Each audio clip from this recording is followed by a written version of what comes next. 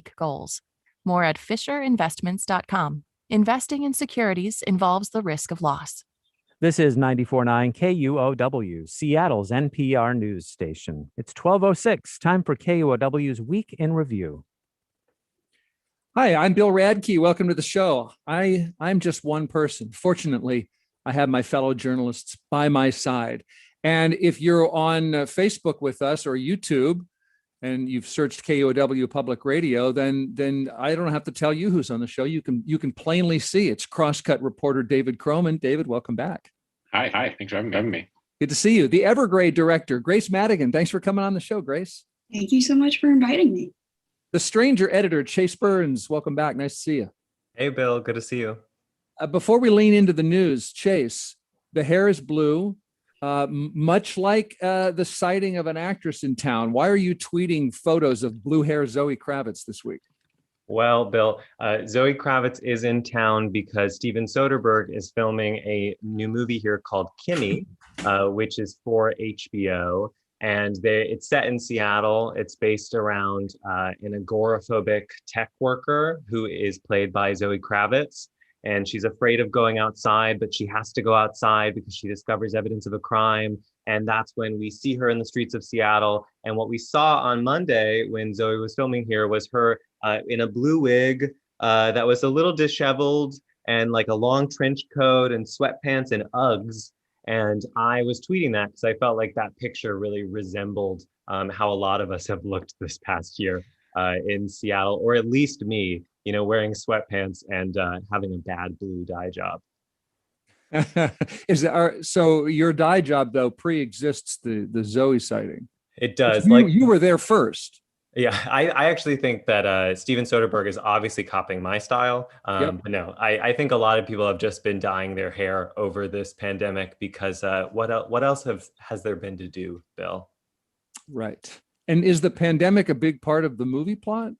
Yeah, I believe so. I think it's set in 2020, but it's definitely set in COVID-19. And I think that the pandemic is supposed to play into her agoraphobia because it's another reason not to want to go outside. Yeah, relatable. Grace, what'd you think of that Zoe look? I'm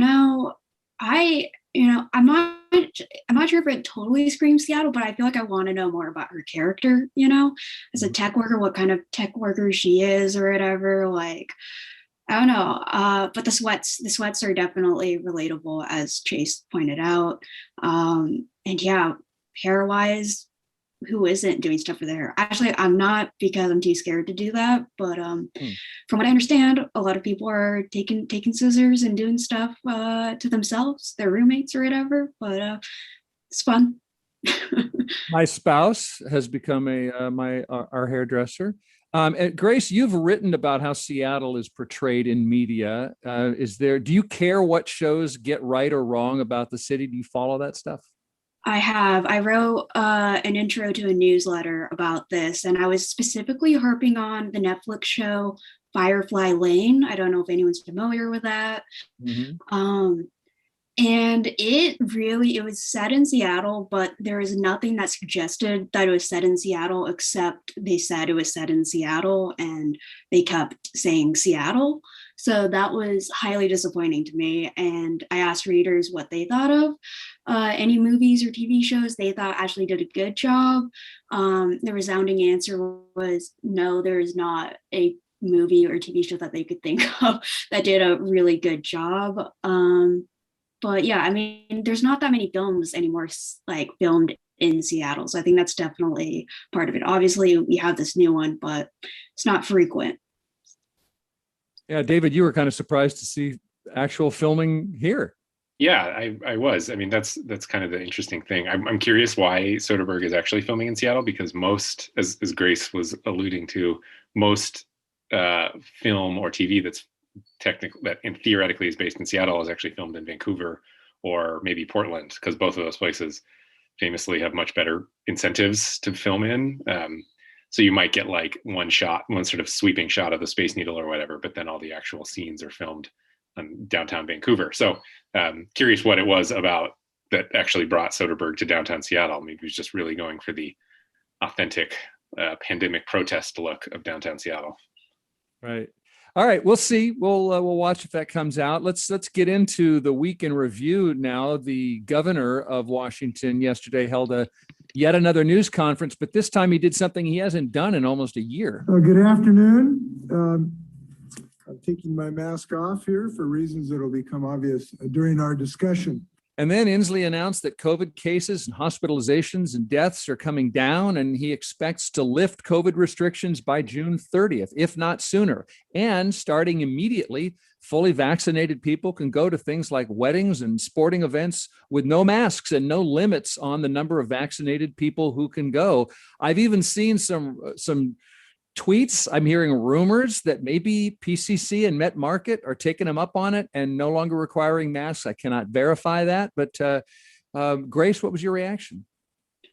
Yeah, I mean, I think this seemed, it's tough because there's so many people, I think, that I know personally too, just who have been taking this pandemic so seriously, masking up, staying home when they can or whatever. And so to all of a sudden have so many of these restrictions all of a sudden lifted, I think it's going to be really hard for people to sort of switch gears in the mindset. Like the CDC said, fully vaccinated people didn't have to wear masks outside, but I feel like most people that I'm seeing outside walking around are still wearing masks. And I think there's just ultimately a distrust of people with other people, are you fully vaccinated? Are you not? There's no easy way to tell. And so I think that, it's definitely a great thing that, a sign that maybe we're nearing the end of this, but at the same time, I think it's going to be hard for people to actually follow through and be willing to accept that, okay, we can go maskless and stuff, especially when we have sort of, been in this for over a year now. Yeah, I mean, I think we've been sort of trained over the last, some of it for me is even if the science says it's okay, there's got to be this tipping point. We've been sort of trained over the last year to be sort of judgmental of people who don't wear masks, which is fine. I mean, it's sort of a response to public safety, but after a year of judging other people for wearing masks, I don't think anyone, I'm to the point where I'm fine. I'm not wearing a mask outside. I think there was never any evidence that outside transmission was a thing. CDC is backing that up. I think we should all feel comfortable about that. But as far as inside, I feel confident that I'm fully vaccinated. I feel confident I would be safe. I feel confident I wouldn't spread it to other people. But there's still the social dynamic of it, which is it's just easier for me at this point to put on a mask than it is to have conversations with people about why I'm not wearing a mask, or to check in with X business owner whether it's okay that I'm not wearing a mask when I've gotten so used to wearing a mask. It's just sort of it's just easier at this point to just put it on rather than to walk around and feel like maybe people are judging me doing the thing to me that I've been doing to other people for the last year. Yeah, people might judge you that you're somebody who doesn't want to get vaccinated when they see you wear a mask. So I'm just letting you know you may not escape judgment. Yes, Chase. Yeah, I mean, so many people, I've heard them say that they're like, I don't want people to think I'm anti-vaxxer, or I don't want people to think I'm a Republican. And I just think that is so sad that we've reached that point where a mask, which is a simple health recommendation, is so politicized. And I don't think that we're really going to be able to pivot out of that. It just seems like that's really stuck. Trump's base really dug in their heels on not wearing masks, seemingly. And a lot of people, a lot of liberals dug in their heels, and that sort of became a part of their politics. And it's sad that it got to that point. On the grocery tip bill, I just read on CNN that Trader Joe's is saying that fully vaccinated people don't need to wear masks inside their stores. So we're starting to see checking at the door, like checking vaccination cards. I'm not sure if they're checking at the door. It's just saying that customers who are fully vaccinated don't need to wear a mask while shopping starting today.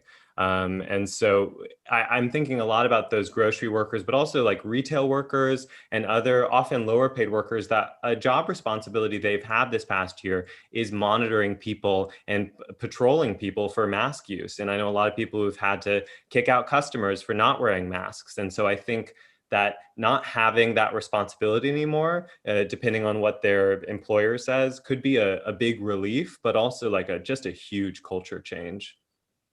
Could be a relief, but could some of them also not want to be around a bunch of people who may or may not be vaccinated. You don't have to wear a mask. You might not. It doesn't really mean you're vaccinated. Those vaccination cards, I hate to give anybody ideas. They don't look difficult to fake. And there's not a watermark in there that somebody's going to hold up to the light.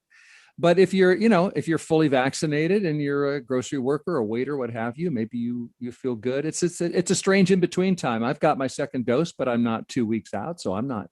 I guess I still will probably avoid a place like Trader Joe's. I guess it's the in between times.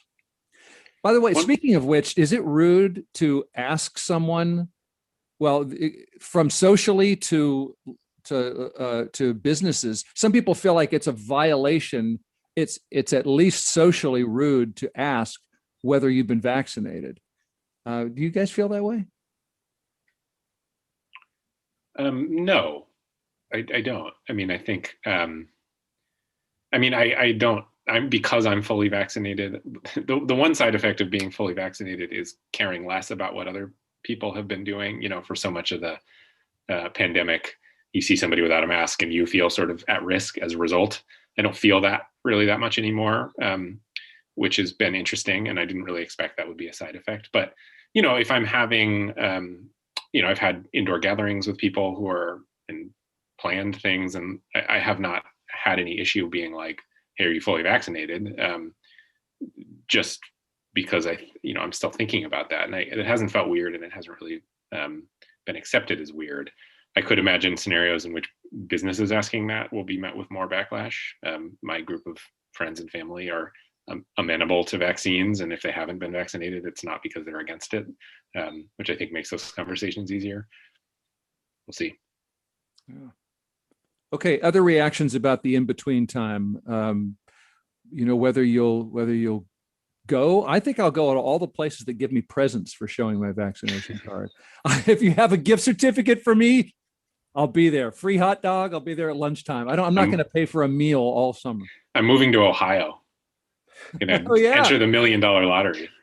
Yeah, Grace, did you hear about that? Ohio's I did. I saw that. 5 drawings for $1 million. Oh. Yeah, it's almost dystopian, right? Yeah. It's just like, it's weird because you have like a portion of the population that was like truly so ready to be vaccinated. Like you could have told them anything and they would have just been like, just do it, just like stick it in there. I don't care. And then you have like this portion of the population that literally needs to be like rewarded or bribed, And so I think that's been really interesting to see, and like what portion of the population that is, there's so many different sort of like reasons for that. But yeah, I haven't really taken advantage of any of the free stuff. I think I need to look into that more. I haven't gotten my donut yet. I don't know what I've been doing. I have to say, I will start carrying around my vaccine card if it gets me things. Like I'm not really carrying it anywhere because I'm afraid of losing it. But if suddenly I'm like, oh, I get a free appetizer, I don't know, maybe I would be more inclined. Or as Inslee suggested, he would be at least open to yesterday, potentially joints for jabs, a reporter asked. So, but the state isn't doing that yet, but it could. And I think, anything to get more people vaccinated. Somebody advised that don't laminate your vaccination card because you might need to add to it. You might need to add your booster shots and stuff. So I got some of those little plastic sleeves to put it in. So those are going to fly off the shelves. That's going to be the new disinfectant. You're not going to be able to find the little plastic sleeves. What else? I mean, I just feel like we could go on about the dynamics, that are going to change here. I guess we can move on, but anything else you want to bring up about the new normal that we're feeling our way toward? Businesses can require masks, and even the CDC says still wear your mask in a crowded indoor setting. So, what's crowded? A crowded bus, they said, and a shelter, jails. It's more murky than it used to be. I guess that's a good thing. But yeah, any other thoughts on the new pandemic situation? I think a lot of this is, I think there is some pressure on officials, public health officials and elected officials to they have been saying now for a year, just hold on a little longer. at first it was 2 weeks, then it was 2 months, then it was 6 months, and they've been saying that over and over. And I do think that has had an effect. When you tell people to just hang on a little bit longer for that long, people stop believing you that you mean it. And so I do think that, you could get into a purely scientific debate about whether or not this is a good idea to let down the mask mandates. But from a sort of more social science perspective, I think a lot of it is based in this pressure to be like, we've been saying, hold on a little bit longer, and now we're giving you real benchmarks. Here's what you're actually holding on for. That has been interesting through this whole pandemic, is balancing, people talk about following the science, but sometimes the science includes social science and human behavior and kind of what is the best approach to get people to do things that you need them to do. This is more of that. Just real quick on that, it's an interesting point, because I did take personally, I took in the CDC advice as not being pure virology, but partly just incentive to get more people vaccinated, which is public health, which is a public health job.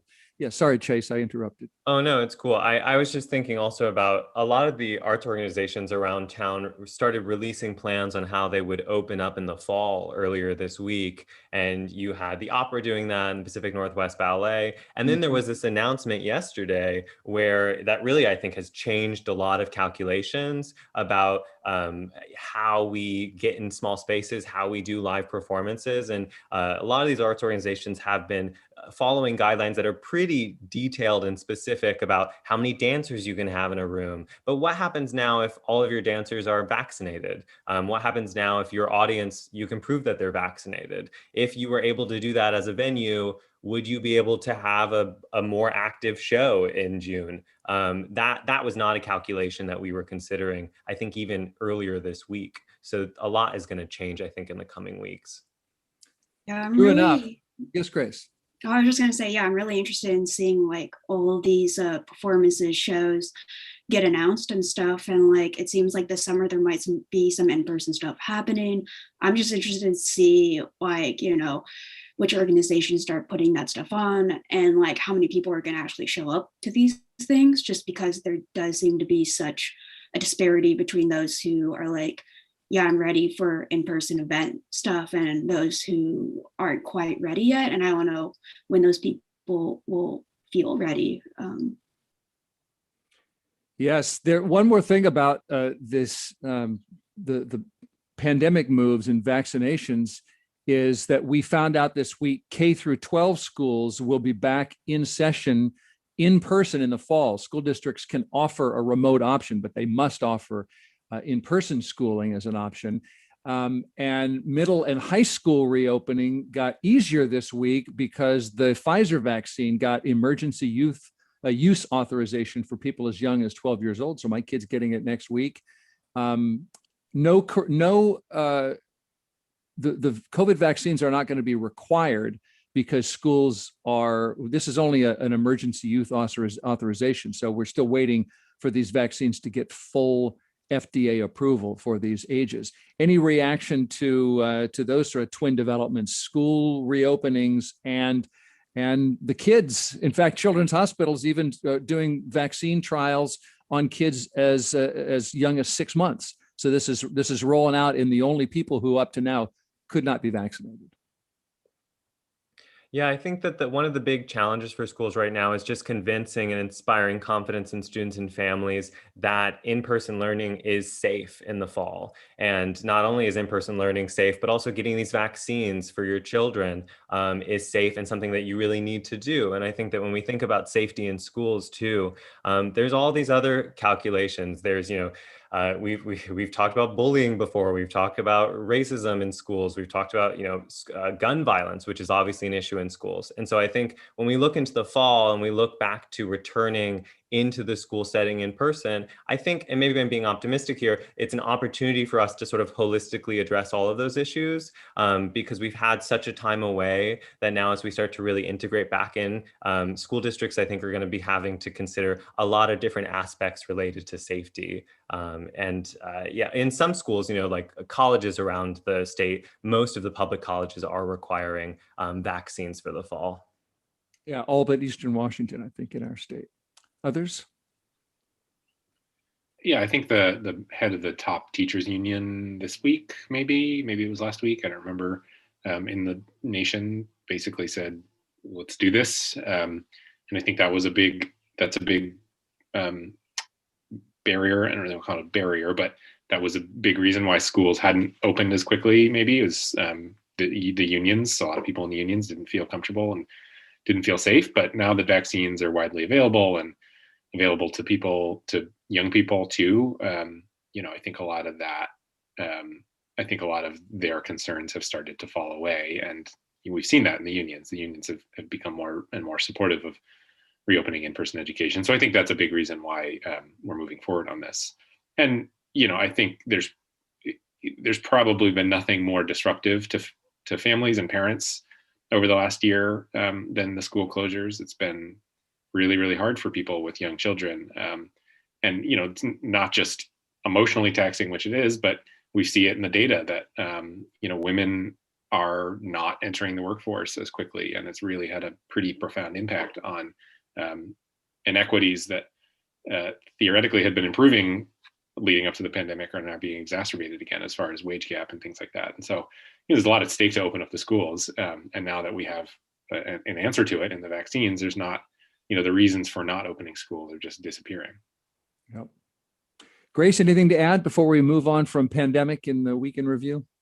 Yeah, no, it just seems like the logical next step, right, in this whole reopening, especially now, like David was just saying, like we're getting vaccines.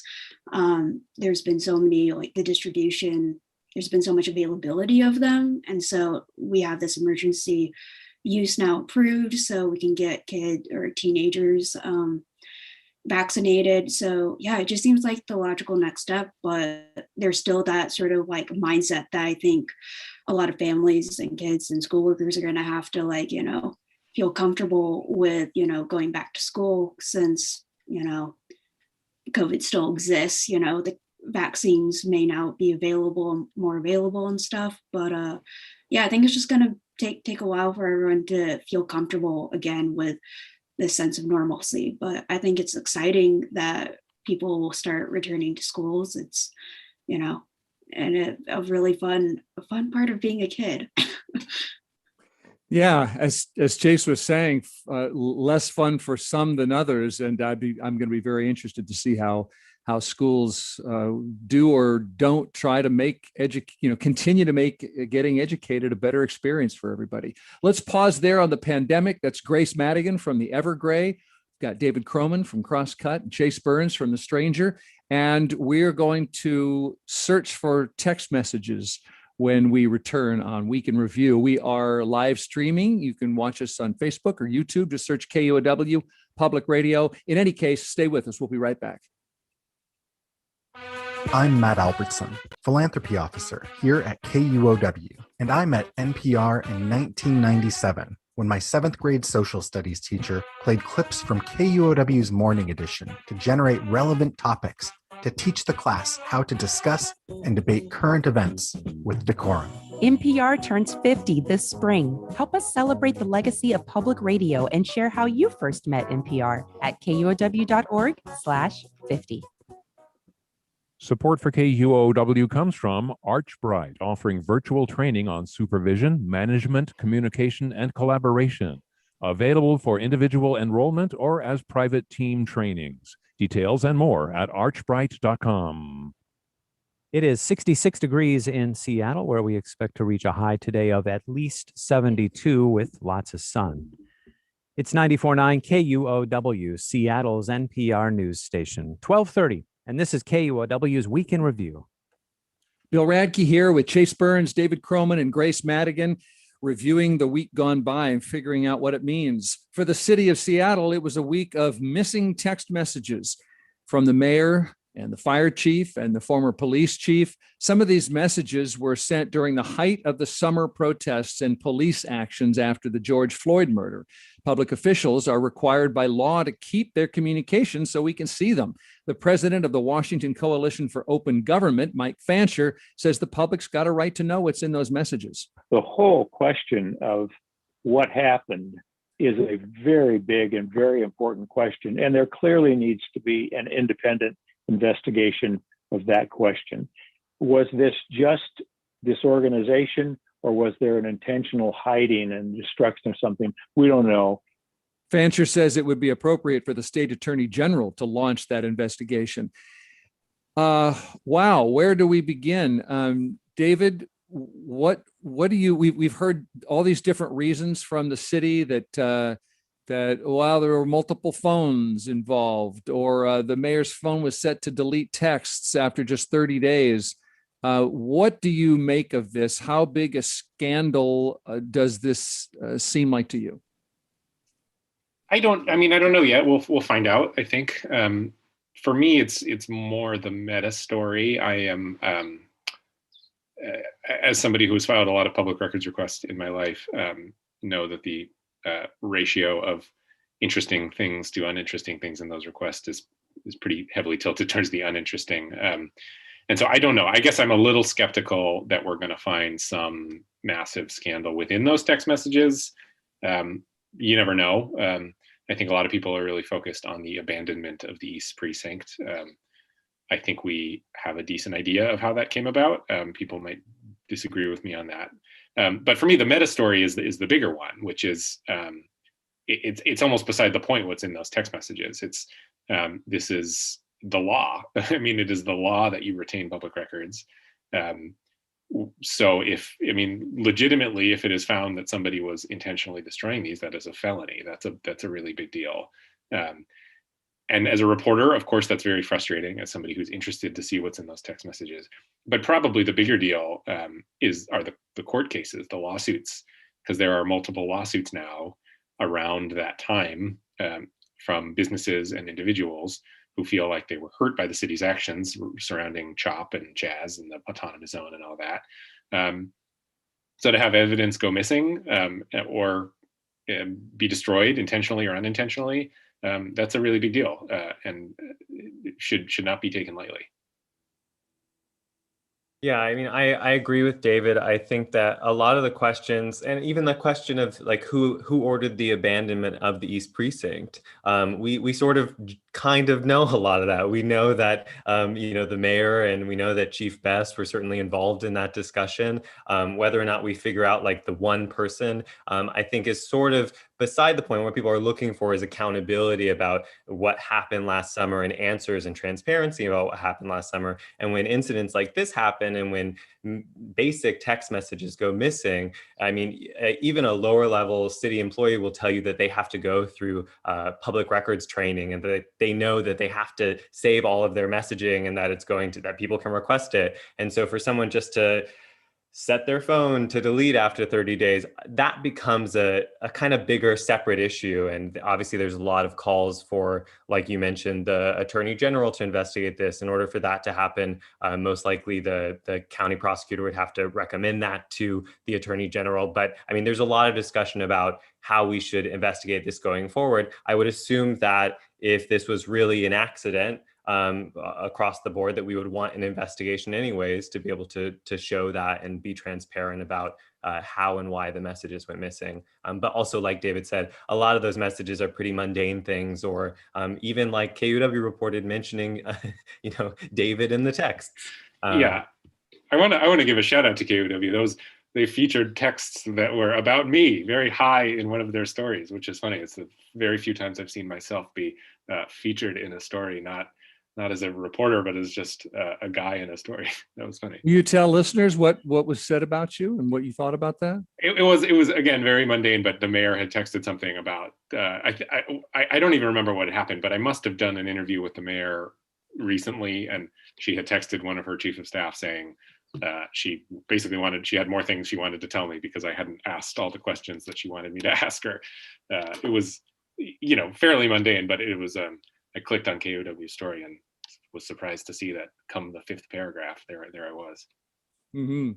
Grace, any reaction to this story, scandal or not? Yeah, nothing really new to add. Just the fact that I'm pretty sure that like the default in an iPhone is just to keep your messages forever. I mean, I have text messages going back to however many years, 5 years or whatever. And I so if it were to if she had that option set on her phone, that means someone had to go in there and do that. So, of course, the question is, who did that and why did they do it? Was it an accident or not? So, yeah, I think that's definitely sort of the big point of this story, not so much, like everyone was saying, the content, which no one would be very surprised if there wasn't anything huge to be found in there. Yeah, it's just that we won't know. It could just be something embarrassing. It doesn't necessarily have to be something, explosive relating to an East Precinct decision. One thing I would add is you would have to be, and the mayor has said this recently in a few days in some interviews she's done recently, which is if you're the mayor, you have to assume all of your text messages are going to be public. So, I would be really surprised if she was ever putting anything in text messages that were like truly damning. I remember when I make records requests and I get them directly from the top officials, generally they're very boring because they are very aware that anything they put in a text message will be found. Another sort of piece of context to this, which I think will be, I don't know the answer to this. It'll be interesting to find out if this played a role, but the city's IT operation has been embattled, I would say, since probably about 2015. The former mayor, Ed Murray, created this new IT department, which consolidated all the IT functions, and it has been essentially universally panned within the city ever since then. It's been a huge point of frustration for a lot of city officials. I wrote a story about it a few years ago. That might end up playing a role too, is just like what's going on with the city's IT department, because they're the ones who set up these phones in theory. But if something does come out that it was the mayor that intentionally, if the mayor actually did go in and change this to 30 days, that is like a huge deal. That's a really big deal. So the question is, was she handed a phone that was weirdly set up from somebody else, in which case probably someone's going to get fired? Or did she make that change, in which case we have a bigger discussion to have? In which case she will not be reelected in the fall. Yeah, right. Oh, wait. So she's not running for reelection. Chief Best is gone. That leaves the fire chief who's still in office. But do you expect, so last thing, do you expect, first of all, I just tend to assume that all information in 2021 comes out eventually. That may not turn out to be true, but what kind of accountability do you really expect? It's a good question. Yeah, we talked about that the most extreme is a felony. Hard to process that happening, but I guess it's not impossible. But then, yeah, as far as an outgoing mayor, financial penalties, I don't know. Okay. Yeah, we're seeing this with a lot of like Chief Best things when we talk about the cops. It's just like once you exit office, if there's not an ongoing investigation, it's really up to us to sort of figure out what we want to do with, penalties for something like this. And that would likely require a change to like the state's Public Records Act. So you would need something at the state level. So I think it's obviously an ongoing and broader discussion more than just Seattle. Yes. Also, when it comes to policing, this week, Seattle's police watchdog group, the Office of Police Accountability, had ruled a few months ago that the Seattle Police Department used improper force when officers used tear gas against peaceful protesters, pepper spray, blast balls. This is one of the most infamous videos of the Seattle summer. You see a protester with her umbrella. It's sticking across the police barricade, and an officer tries to bat it back, and a protester, she keeps it there. An officer tries to pull it away. Another protester tries to hold it. And then another officer starts the pepper spray, and then it's tear gas and blast balls.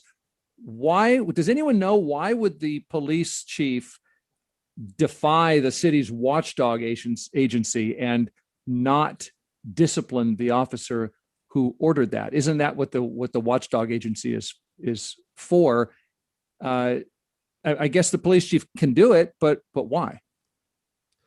Well, in this case, the police chief was saying that he couldn't hold the employee responsible because he felt that the circumstances were created at a higher level of command, and that's sort of a vague statement. I would assume that higher level of command would be something like Chief Best. Chief Best talked to KUW, to other outlets, defending the use of a variety of crowd control tactics, including tear gas last summer. So it's not like the police department was as a whole against using those tactics. But his basic reasoning was that he couldn't hold that officer responsible because, it's sort of a very passive sentence, but for circumstances that were created at a higher level of command authority. And then he has the ability to turn away that recommendation from the Office of Police Accountability. And they had said that, they received not just thousands, tens of thousands of complaints against SPD over the past year, and only a few of those went into recommendations of discipline.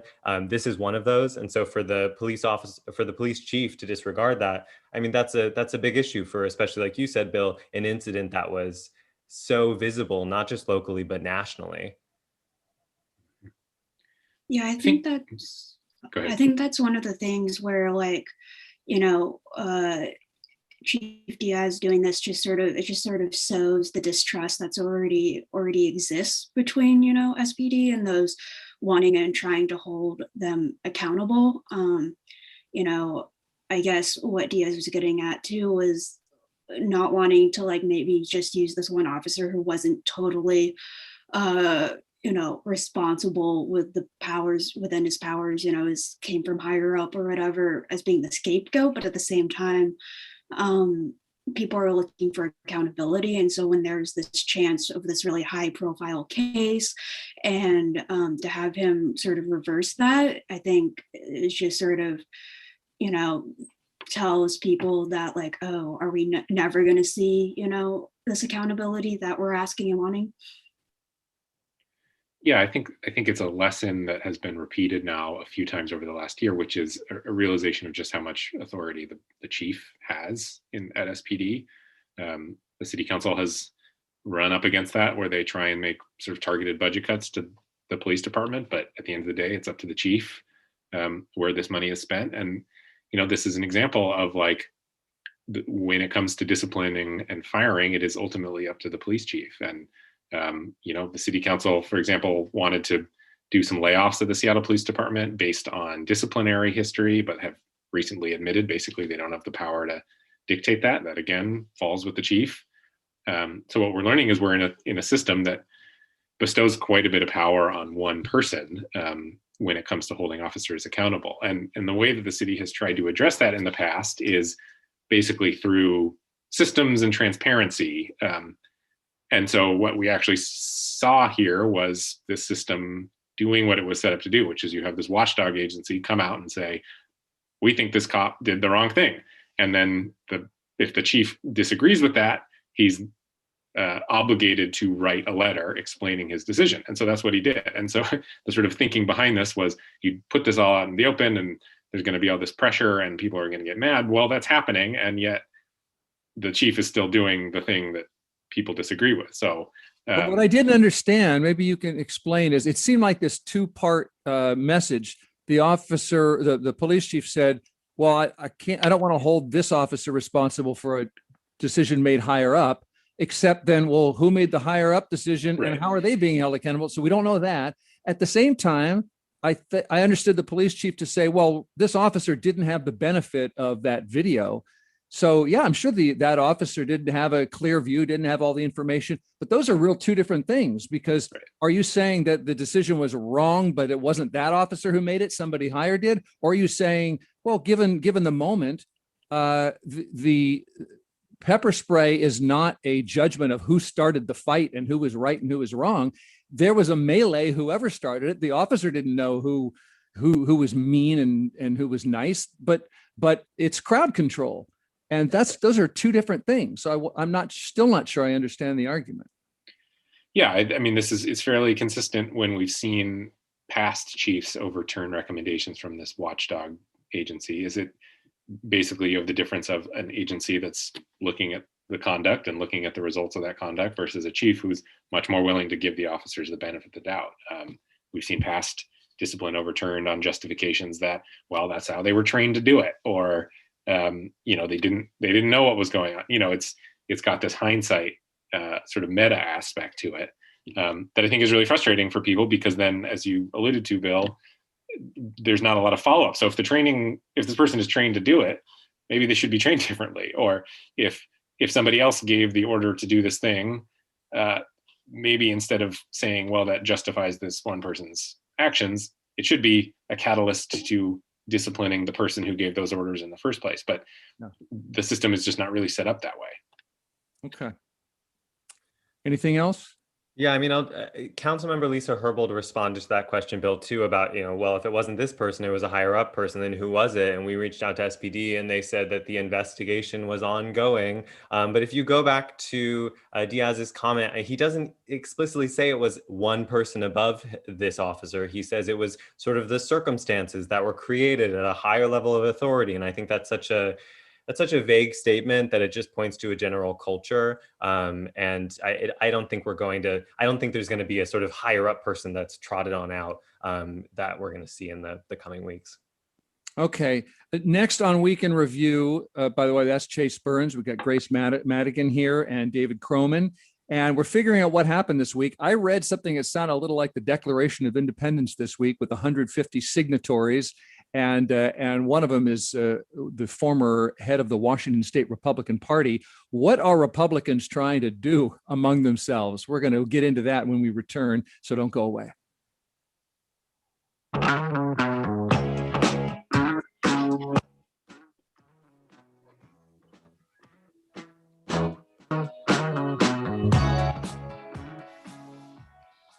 I'm Paul Henley, host of BBC NewsHour. On today's programme, how the security risk in Gaza is compounding an equally grave health risk already posed by COVID, and how much more infectious is the newly exported Indian variant of the coronavirus.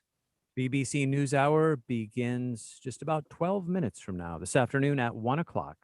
Support for KUOW comes from Puget Sound Energy, committed to helping families affected by COVID-19 get through difficult times. Details and more information about PSE's programs for assisting in-need customers at pse.com. It is sunny in Seattle, 66 degrees right now, and we expect to get up to at least 72 this afternoon.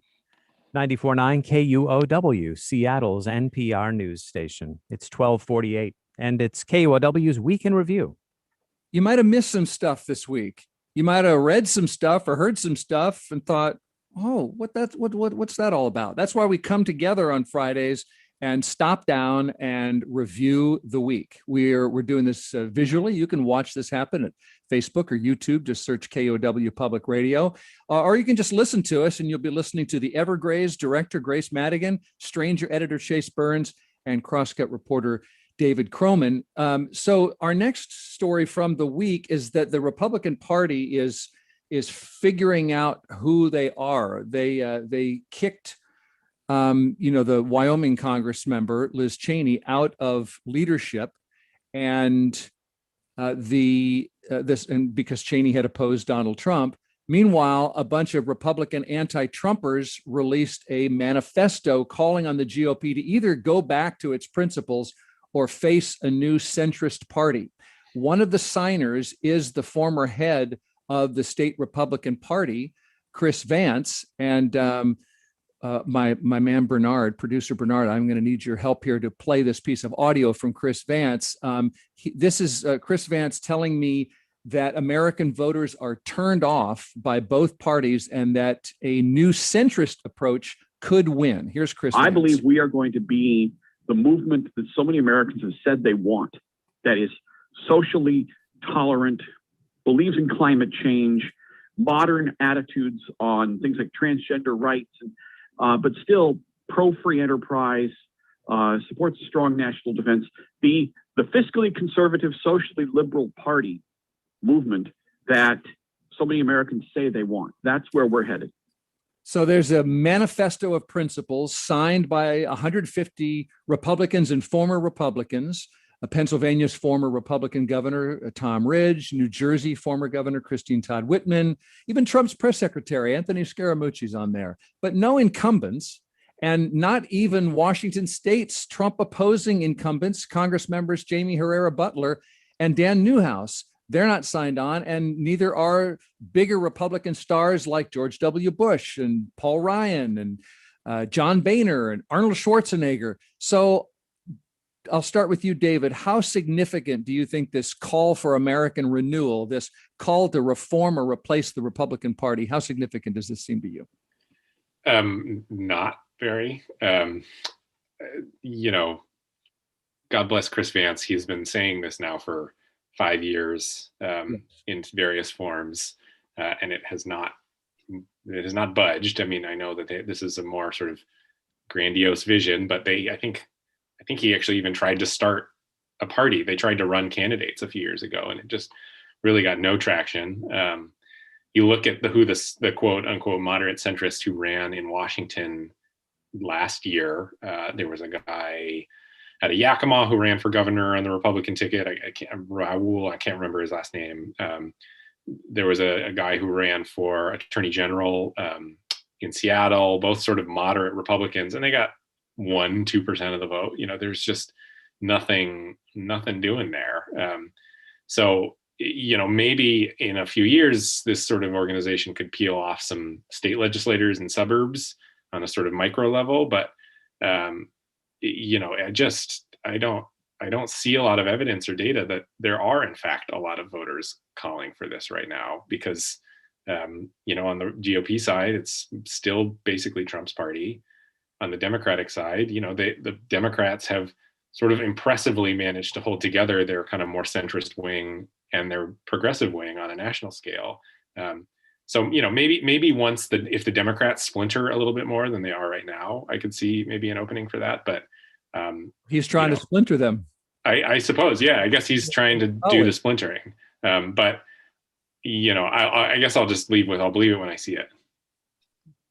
Yeah, and I think a lot about how just Trump's base is so focused on him as an individual. And even though we are only just over 100 days into Biden's presidency, we're still constantly talking about, and the Republicans are talking about, is Trump going to run, or will Trump sort of back up a similar candidate? And I think that's a question I keep going back to, is just, does anyone sort of have the same deranged appeal as Trump to his base? And ultimately, eventually, Trump will be out of the spotlight. And so when Trump does get out of the spotlight, is the Republican base then going to sort of lean back into, you know, candidates like Mitt Romney? Will a new crop of like Matt Gaetz's change the party? I think that it's too early to know that at the moment. So I don't think we're going to see a really coherent third Republican Party pop out. That being said, you know, individual candidates, especially in Democratic circles, run in their own, you know, we have a socialist on city council. Nikita Oliver's running as Seattle People's Party. So I could see individual candidates running with smaller groups, but not a large cohesive third Republican Party. Yeah, I mean, totally agree with that. I mean, when I saw this, I didn't really pay it much attention, just because, I mean, historically speaking, like there's always like people out there trying to lead the charge on a new third party, a new whatever, and it just never works. I mean, structurally, I think it's just going to take like structural change that goes beyond a small group of people being like, I think we need this or whatever. And yeah, I think if we're going to see this, it's going to take a lot more than just the handful of people who signed on to this manifesto that we saw. Why are we so addicted to two options? I know you just said there are other options, but why must two dominate if voters? I mean, Chris Vance is telling me how disaffected voters are from either party, and how he's always hearing that somebody that there's this huge, I don't know if it's literally a majority, but a bunch of people who want socially moderate and tolerant and fiscally conservative. Why are we, if we're all so many of us are so dissatisfied, why are we stuck here? I think it has a lot to do with money. I think that as we've seen in recent years, it's only gotten more and more expensive to run races from a local level to especially a presidency. And so when you're looking at running a high profile campaign, you just need a lot of money to run that campaign. And if you're not connected to these large, well-established parties, I don't know how you raise enough money to be able to do that. I think if our election processes were cheaper in general, I think we would start to see different groups forming. So if Bezos and Gates wanted to turn their philanthropy toward that, just single-handed, just financially creating a third party and funding it, who knows? Yes, David. Well, it didn't work for Howard Schultz. No, it didn't work for Howard Schultz. That's a good point. I was just thinking about Bernie Sanders, who was, an independent. He's not technically a Democrat, and look at all the pressure that he was under to run as a Democrat for president. I mean, he really didn't, that was kind of his only option, was to run as a Democrat. I don't think Bernie Sanders could have run sort of separately. And some of it's the sort of structure of the big major parties and the money, but then some of it's just the structure of, a lot of states have a Republican primary and a Democratic primary. I mean, it's just, we're kind of set up to vote on this two-party system. Now, if we lived in in the UK and we had a parliamentary system, I could see the Chris Vance style organization picking up a couple seats and sort of hanging on to those seats for a while. And then, maybe at some point in 20 years or something, it becomes this wave. I was just reading about this Scottish Nationalist Party who sort of toiling with a few seats. And then in 2015, won a bunch of new seats all of a sudden. And, I think it's just a system like that allows for people to kind of be a little more precise about who they choose, but just the system that we're in right now. Again, why I said I think you could plausibly see them pick off a state legislator, some suburb, Bellevue or one of those sort of more moderate suburbs that just recently flipped to Joe Biden. I could see electing a Chris Vance again as a moderate Republican. But as far as on a national level, if they're willing to think in decades, maybe I'll give it to them. But as far as anytime soon, I'm not seeing it happening. Okay, that's what the Scottish nationalists are smiling about. Before we go, any reasons to smile?